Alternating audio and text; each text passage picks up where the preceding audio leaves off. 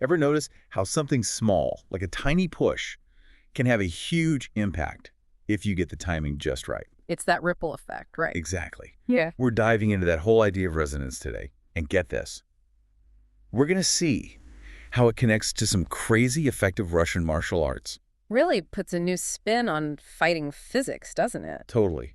Okay, so picture Yeah. this. We've all pushed the swing before, right? Yeah. You give it that little nudge at just the right moment. And suddenly it's soaring. Right. So where's all that extra energy coming from? It's not so much extra energy as it is about amplifying what's already there. Like when you pull that swing back, you're loading it up with potential energy, right? Hey, so it's like winding up a spring ready to release. Exactly. And as it swings down, all that potential energy transforms into kinetic energy, the energy of motion. Ah, okay, I'm with you. And resonance. It's all about timing your input to match the natural rhythm of the system, in this case, the swing.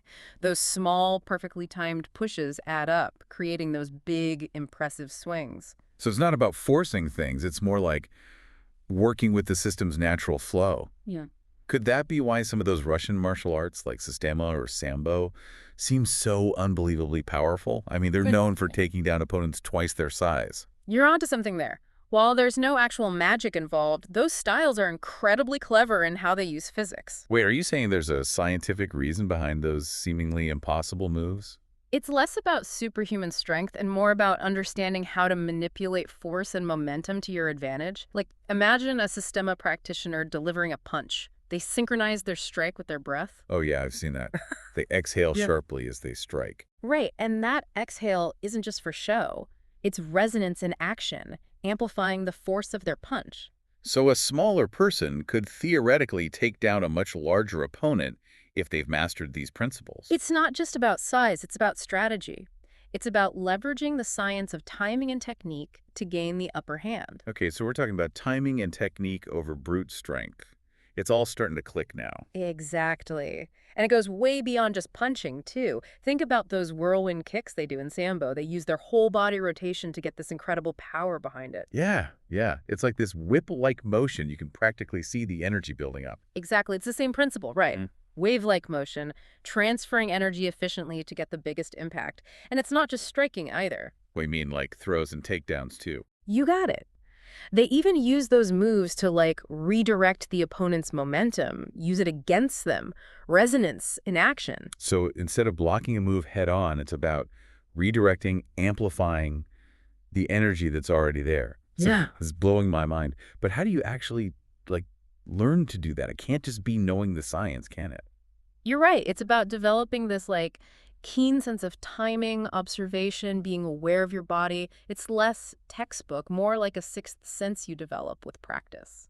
Okay, so how do you develop that sixth sense? How do you learn to, like, feel that resonance, you know? It's about heightened sensitivity. Like when you're in contact with an opponent, you can feel these subtle shifts in their weight, changes in their tension, even where they're looking. Wow, so you're saying you're picking up on these tiny details, almost imperceptible cues that tell you what they're going to do next. Exactly. You're developing your resonance radar, so to speak. It takes time, practice, but the payoff is amazing precision, real efficiency in how you respond.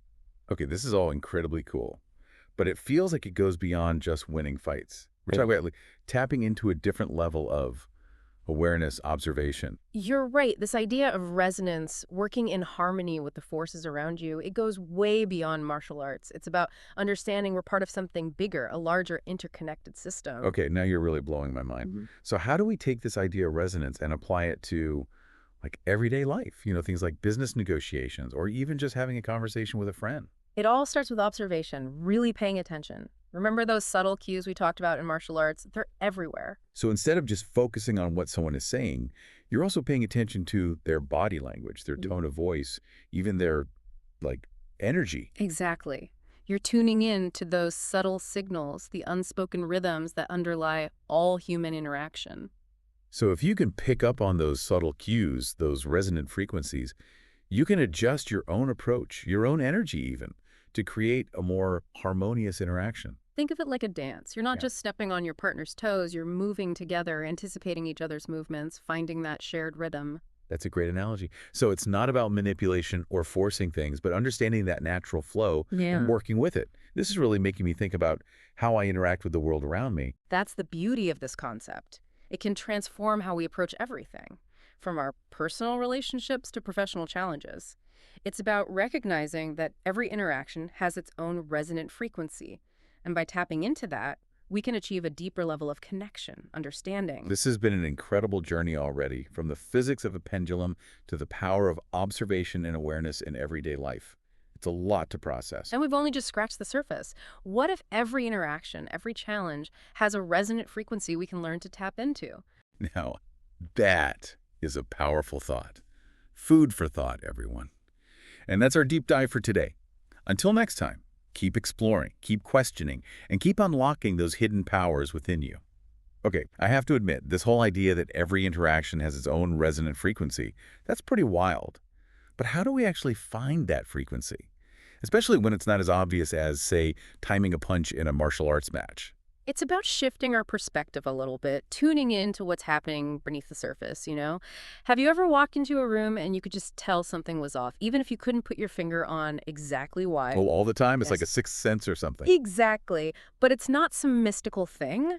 It's about learning to recognize those subtle cues we've been talking about, those little things that can tell us so much more than words ever could. So you're talking about body language, tone of voice, all those nonverbal signals. Exactly.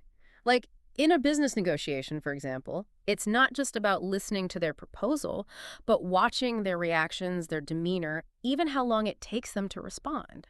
So if you can pick up on those things, you can kind of adjust your approach to resonate more effectively with them, find that common ground. Precisely. It's about finding the rhythm of the interaction, that natural ebb and flow. You know, it's like when you're having a conversation with someone and everything just clicks. You're both on the same page, ideas are flowing, you're totally in sync. Is that resonance too? Absolutely. You found that shared rhythm, that natural harmony where communication just flows effortlessly. Wow. This has been eye-opening. We've gone from the physics of a pendulum to this whole other level of awareness, of observation in our everyday lives. And the amazing thing is, we've only just scratched the surface. There's so much more to explore here. This is definitely giving me a lot to think about. And for our listeners at home, remember, keep those minds curious and those pendulums swinging. We'll see you next time for another deep dive.